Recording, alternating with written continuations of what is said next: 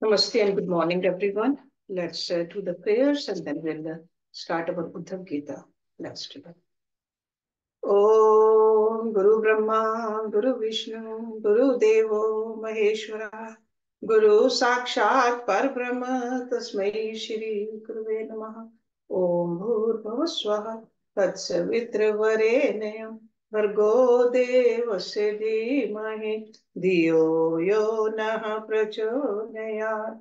Asto ma sakamya, tamso ma jyotirgamya, mrityurma amritam gamya. Om sehna vavtu, sehna bhunaktu, seviryam karvavahi, tejasvi navadhitamastu, ma vidvishavahi. Om shanti shanti shanti. Let's open our books. We are on chapter number 17, page number 554. And this is the verse number 48. Tam durjayam shatrum asahe vegam aruntudam tanna vijite kechita kurvante asad vigraham atra mater mitranaya udasin ripun vimuda. There are many people who fail to conquer this irrepressible enemy, the mind, whose urges are intolerable and who torments the heart. As a result, many people are completely bewildered and create useless quarrels with others, concluding that other people are either their friends, enemies, or parties different to them. The word aru means the heart. Instead of controlling the mind, which gives pain to the heart and senses, a foolish person creates enmity with others, being impelled by the uncontrolled mind. Being in the bodily conception of life, he treats some people as favorable, some as unfavorable, and others as neutral. The mind's business is accepting and rejecting. Attachment and hatred, as well as friendship and enmity, are conceptions existing within the materially conditioned mind. So if you don't learn how to control this mind, this is what happens in our life. Verse number 49. Deham manomatram imam grihitva mam aham iti andhadhiyo manushyaha esho aham anyo ayam iti brahmen durant pare tamsasi brahmanti. Persons who identify with the material body, which is a product of the mind, possess bewildered intelligence, thinking in terms of I and mine. Because of their illusion of this is I, this is my relative, this is an outsider, they wander in endless darkness. So this verse describes how one becomes entangled in illusion. According to the dictation of the mind, one must accept a material body, thinking it to be the self, and thus one considers everything related to the body as mind. This is how the conditioned souls wander within the formidable material existence. So like knowing, instead of thinking that no, body is given to me by this prakriti, this nature, thinking that I am the body, creates a lot of problems. Those who maintain a vision of duality, thinking the material body to be I and everything in relation to the body to be mine, certainly continue to wander in the vast kingdom of material existence. Differentiation in behavior arises due to discrimination. Those who remain in the bodily concept of the life become offenders at the lotus feet of the holy name, and thus invite aversion to the service of the Supreme Lord. Verse number 50. Janastu hetu sukh dukho kim atmanas cha atra hi bhaum cha yosatat jivam kvachit sandashati swadvedish tad vednayam katyam kupyet. If you argue that the miscreants are the causes of my suffering, then what about the eternal soul? Happiness and distress are the results of the contact of the senses with their objects and do not affect the eternal soul. If someone bites his tongue, who can he blame for his pain? It should be clearly understood that the mind is the cause of one's happiness and distress. Although bodily pleasure and pain are felt by the soul, one must tolerate such a duality, understanding it to be a creation of one's own material mind.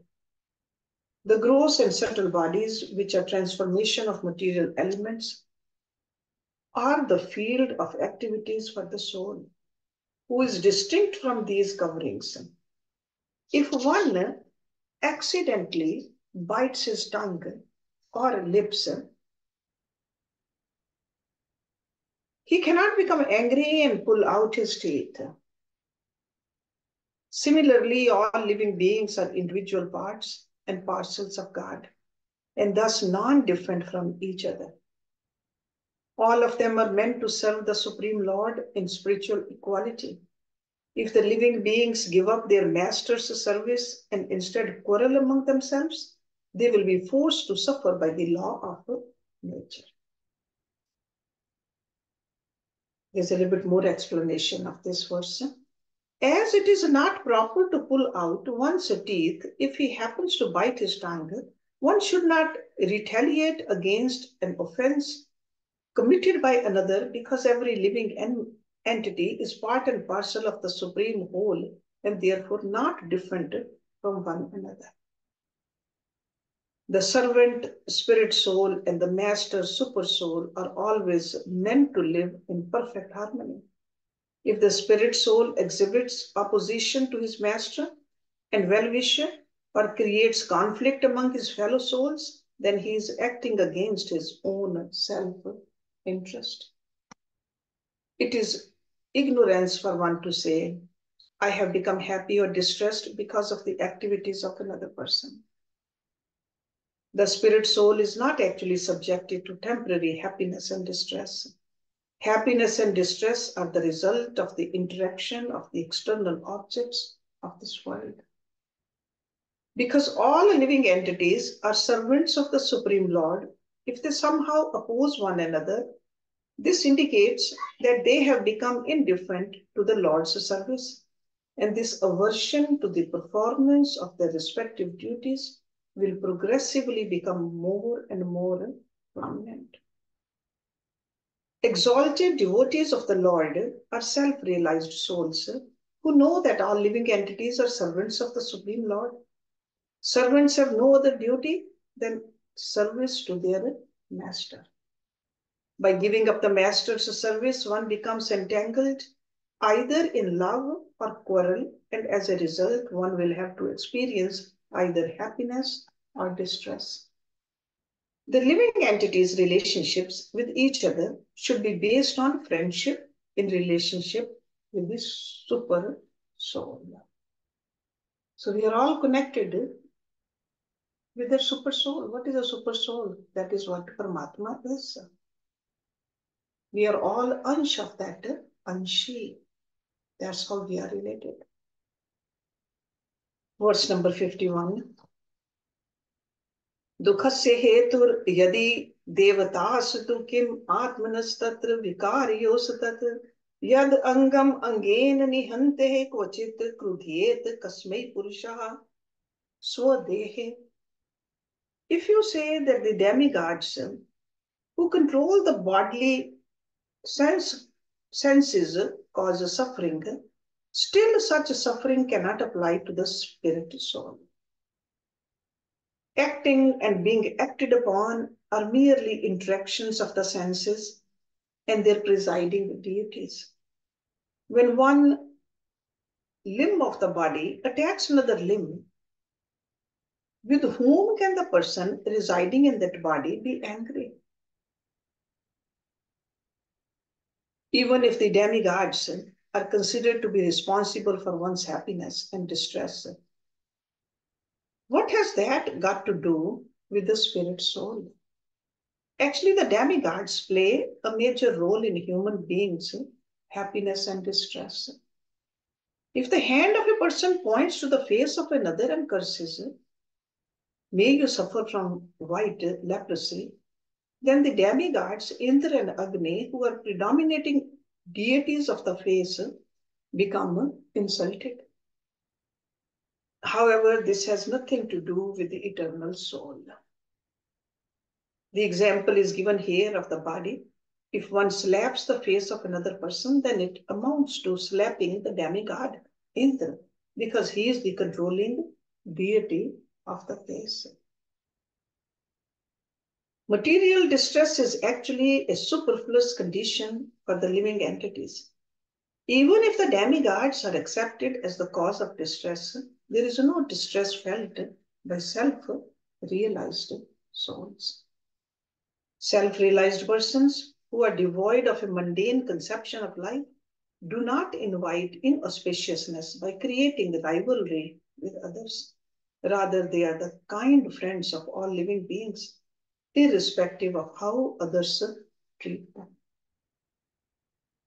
This is exactly what in Bhagavad Gita, Lord Krishna told us to do, whether we want to be a Jnani or a Bhagat. If one limb of the body accidentally harms another limb, the proprietor of the body does not take revenge against the offending limb. Similarly, the Supreme Lord does not take sides in a quarrel between two of his energies. He mercifully gives them the right to serve him while remaining their well-wishing friend. Verse number 52. Atma yadi sayat sukh dukh hetu kim anyats tatra nij svabhavaha nahi atmano nayad yadi tat tanmrishah sayad krudhyet kasman na sukham na dukham. If the spirit soul is considered the cause of happiness and distress, then there's no reason to become angry with others. Because happiness and distress would be the nature of the soul. According to this theory, nothing exists besides the spirit soul. If one perceives something else besides the soul, that must be considered an illusion. Therefore, what would be the cause for anger against others?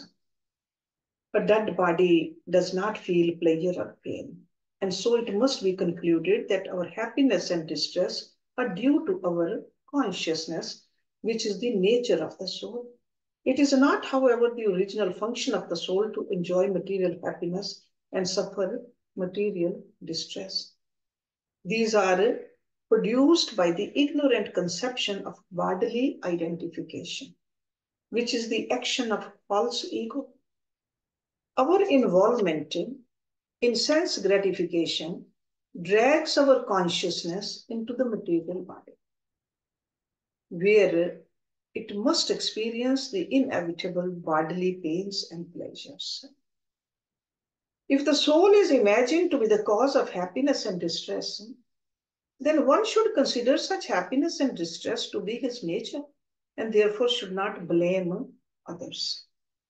The person who gives pain and person who suffers it are actually part and parcel of the same Supreme Person. Therefore, any conflict that arises between people on the mundane platform should be understood as superficial and due to an absence of self-realization. Enjoyment of the objects of the senses is not the true nature of the spirit soul. but exists only in contact with the matter. Knowing this very well, one should not foolishly try to maximize his material happiness while simultaneously attempting to minimize his material distress. After all, happiness and distress are concomitant factors in material existence. The characteristics of the spirit soul only manifest in spiritual world. In the transcendental abode of the Lord, there is no material distress, even in the case of separation from the Lord. The insignificant happiness that we experience in this world, which is actually an absence of distress, has no existence in this spiritual world. It should be understood that the pure spirit soul is naturally inclined toward the service of the Supreme Lord, because that is his constitutional position. Verse number 53. Griha nimitam sukh dukh yog chet kim atmano jasya janasya teva grahair grahasev vadanti pinam krudhet kasmai purushas tato anyaha. If we suppose that the planets are the cause of happiness and distress, then where is the relationship with the eternal spirit soul? The planets can only cause happiness and distress for that which has taken birth. Expert astrologers have explained that the planets only cause distress to one another. Therefore, because the spirit soul is distinct from the material body and the planets, against who should he vent his anger?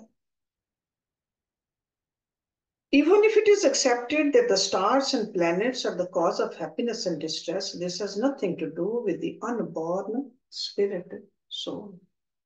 The body is possessed by the soul, not that the soul is part of the body.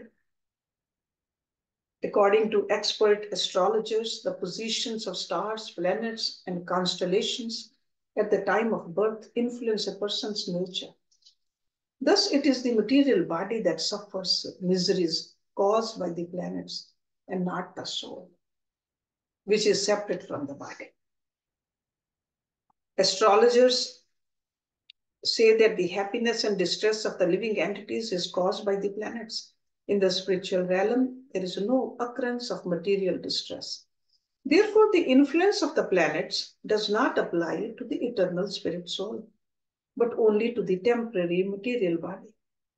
Self-realized souls never become exultant or morose on account of the pleasant or unpleasant predictions of astrologers.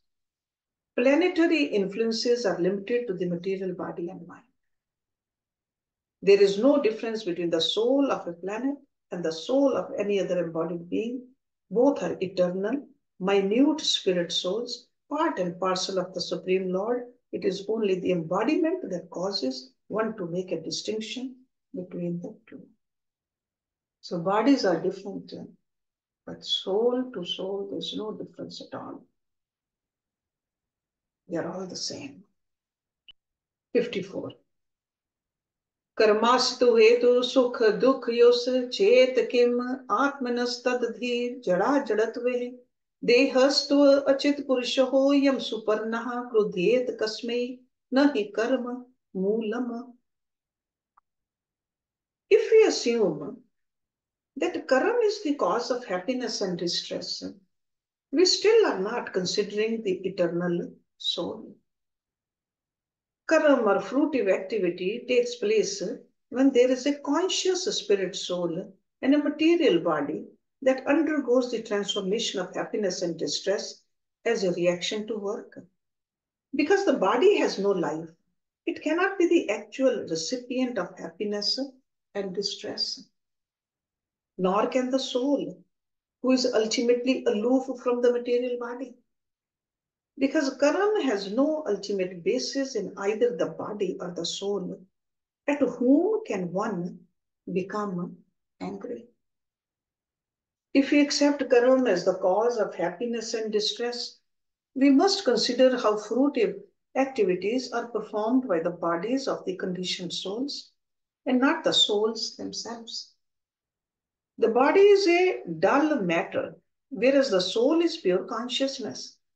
The pure spirit soul has no factual relationship with the material body, just as light has no connection with the darkness.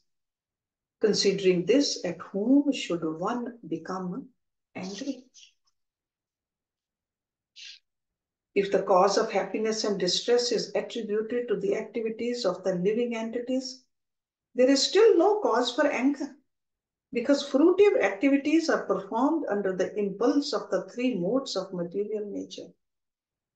The owner of the body is the spirit soul, and the body itself is nothing but dead matter. Therefore, the conditioned soul's absorption in the material body is due to ignorance and cannot be considered as factual. Number 55.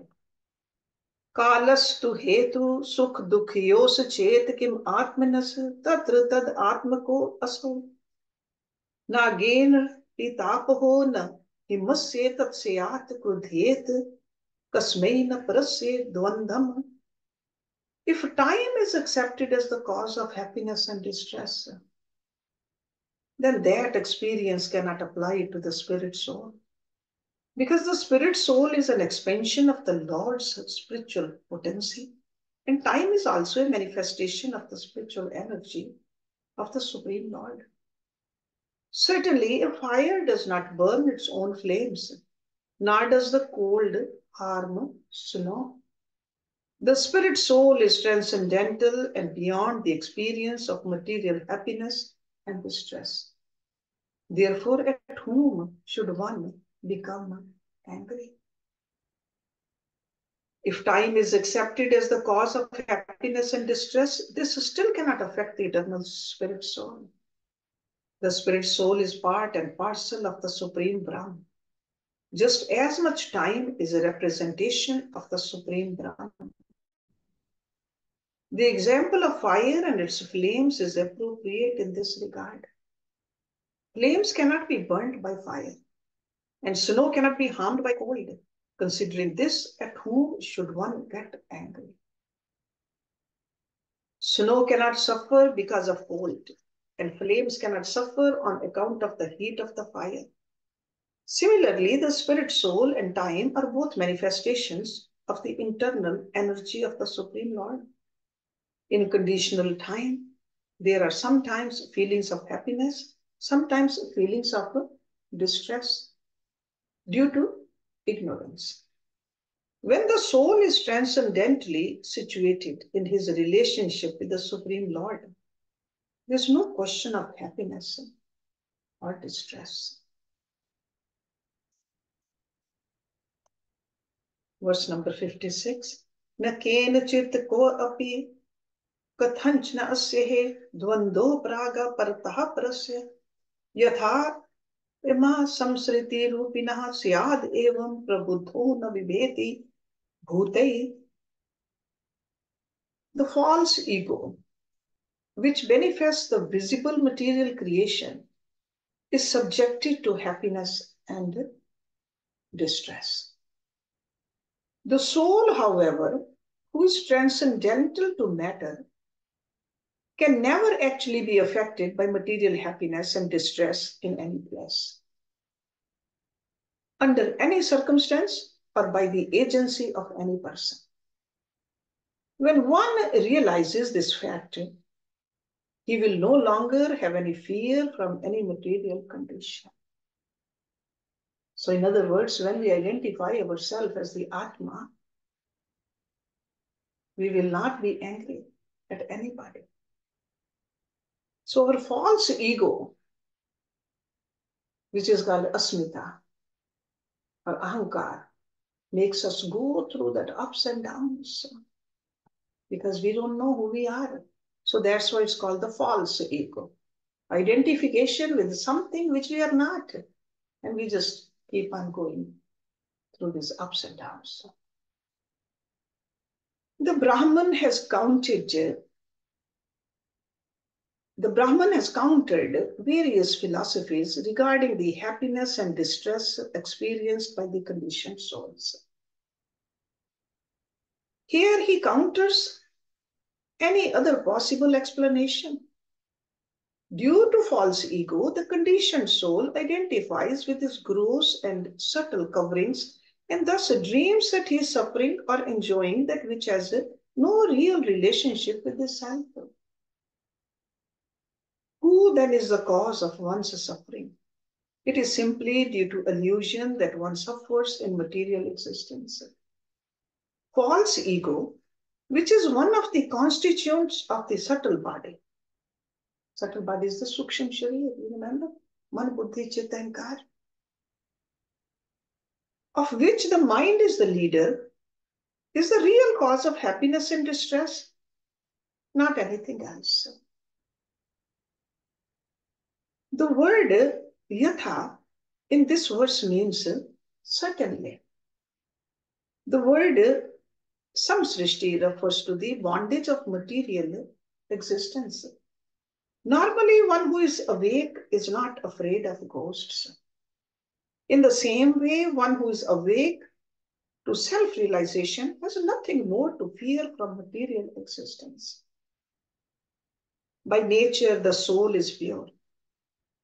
And so time or karma cannot be the actual cause of his distress. It is because of illusion or the misconception of accepting the material body as the self that the eternal soul feels temporary manifestations of happiness and distress. This is all the action of the false ego, which is born of ignorance. This is the sum and substance of this chapter.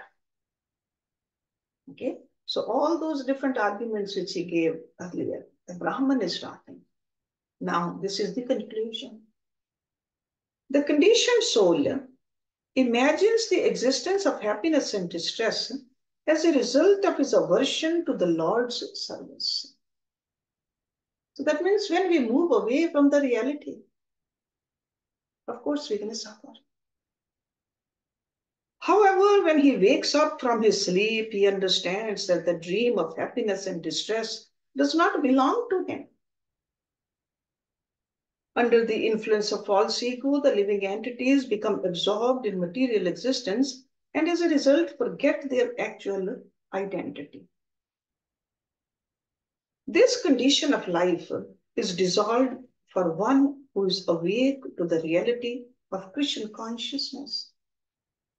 Therefore, there is no need to be afraid of the awkward situations that arise from being absorbed on the bodily platform. The feelings of happiness, distress, and fear that are products of the material nature cannot overwhelm the self-realized souls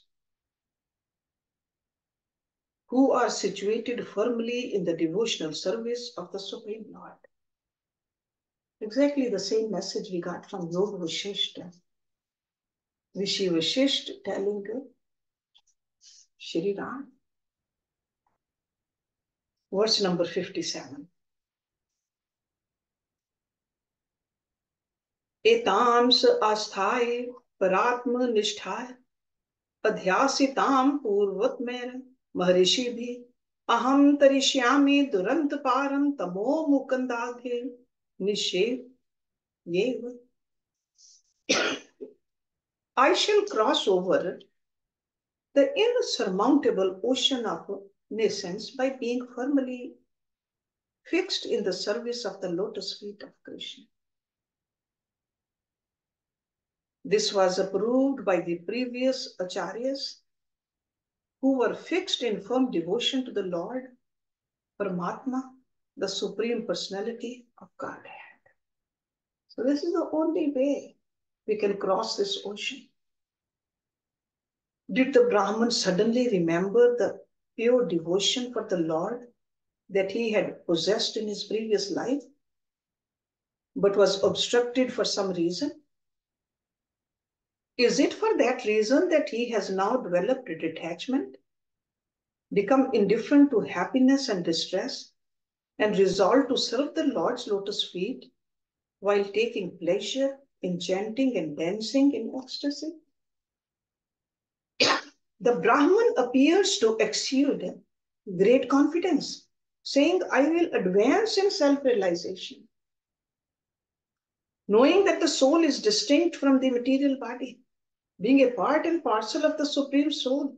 There's no doubt that I will cross beyond the ocean of ignorance by being firmly fixed in the devotional service of the Supreme Lord. One might question, will the Brahman depend only on the Supreme Lord and no one else? The answer is that he will cross over the ocean of ignorance by serving the lotus feet of Lord Krishna as approved by the Mahacharyas. When one gives up seeing things in terms of material duality due to cultivating an understanding of the absolute truth, one can realize himself as the eternal servant of the Supreme Lord. In order to cross over the formidable ocean of birth and death, the Avanti Brahmana became determined to accept the path of devotional service to the Supreme Lord that had been traversed by the previous acharyas. Verse number 58.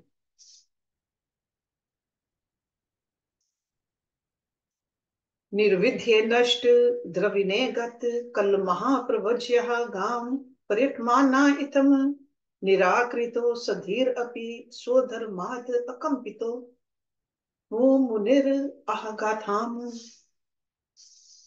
So now Lord Krishna is saying to Uddhava,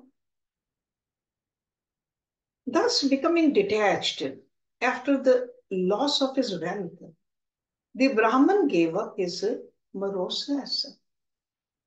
He left home, taking sannyas, and began to travel over the earth.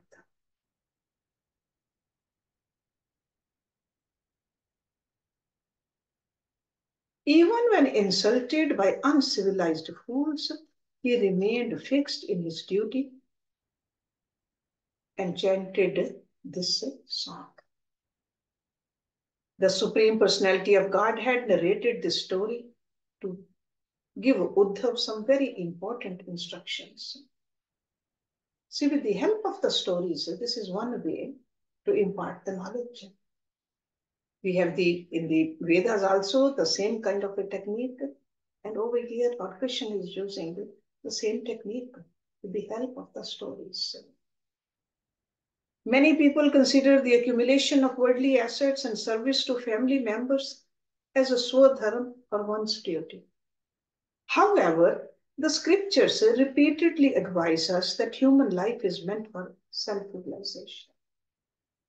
So in other words, we forget the ultimate aim and we just waste a human life into the subsidiary karma.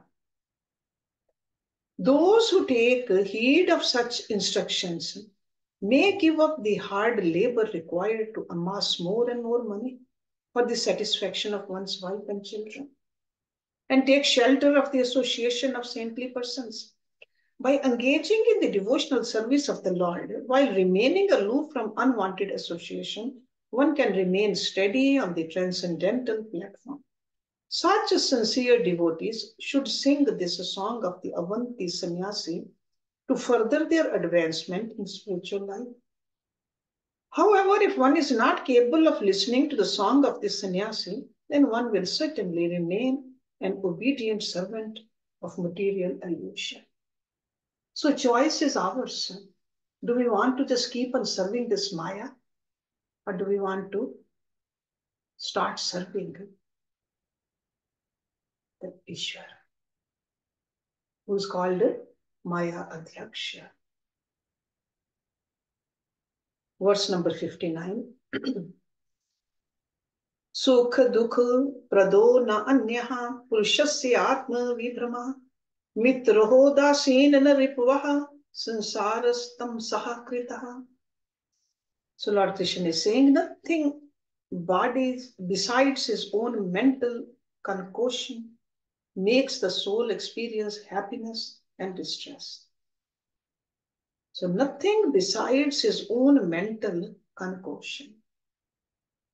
One's perception of friends, neutral parties, and enemies, and the material life he builds around this perception are simply created out of ignorance.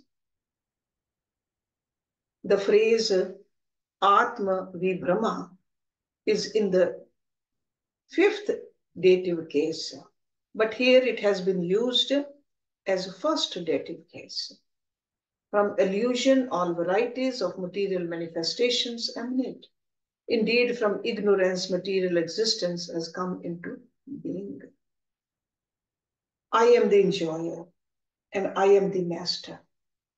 Such pride is typical of the conditioned souls who are absorbed in the bodily conception of life, wherein the false ego dictates, I am the material body and everything in relation to the body is mine. Seeing everything in terms of such duality, those who are engrossed in the bodily concept of life are forgetful of their constitutional position as eternal servants of the Supreme Lord. Somehow or other, if one receives the mercy of the spiritual master and the Supreme Lord, the influence of the lower modes of nature can be vanquished to nil so that one see things in the light of pure knowledge. When one is rightly established in the devotional service of the Lord, the desire for perfection in religiosity, economic development, sense gratification, and liberation are uprooted from within the heart. Verse number 60. Tasmat sarv atmana tat nigrihan manodiya Mai avishitaha yukt etavan yog sangraha. My dear Uddhava, fixing your intelligence in me, you should completely control your mind because this is the essence of yoga. The same thing he taught Arjuna. Fixing your intelligence. The Supreme Lord concludes his instructions by saying that control of the mind is the essence of yoga. Devotional service alone is capable of controlling the mind. All yoga systems such as Karma Yoga, Jnana Yoga, Hatha Yoga, Raj Yoga, as well as other godless yogas simply disturb the mind if one is bound by a particular religious system that preaches one of the previously mentioned misconceptions. He will certainly remain a non-devotee. Let's look at the last verse of this chapter. Ya etam bhikshunah gitam brahmanishtham samahita dharyan chravyan shrivan dvandir na evib bhuyate. Anyone who, with undivided attention, hears or chants that song of the Avanti Brahman, which contains authorized knowledge of the absolute truth, will soon transcend the dualities of material happiness and distress. Even if one is unable to regulate his mind, he can achieve the same result simply by hearing the song of the Avanti Brahman. Okay, that is the purpose of going through these kind of scriptures again and again so that our mind gets in our control. A Dandi Swami, sannyasi, who has taken shelter of the devotional service of the Lord, knows that such devotion is the only process for attaining life's ultimate goal. And thus he is no longer bewildered by the illusory energy of the worshipful Lord. He engages his time in hearing and chanting the glories of the Lord, and he inspires others to follow in his footsteps. Such a devotee is truly merciful because he leads others to the path of devotional service without expecting anything in return. Those who are mere imitators accept a person who is fond of the four objectives of life as their spiritual master and thus ensure that they remain firmly situated in ignorance. Those who do not take shelter of devotional service must be placed in two categories: sense enjoyers and dry renunciates. Those who accept as a leader one who is a sense enjoyer or a dry renunciate will certainly remain averse to the devotional service of the Lord, who is Advait Jnani Vrajendra Nanda. So this is the end of this chapter. So the next chapter will start next week, the philosophy of Sankhya. And you're all familiar with that also because Yoga and Sankhya, the twin philosophies. So basically in this chapter, we learned that mind is the cause of the misery and the happiness. We have to learn how to control this mind.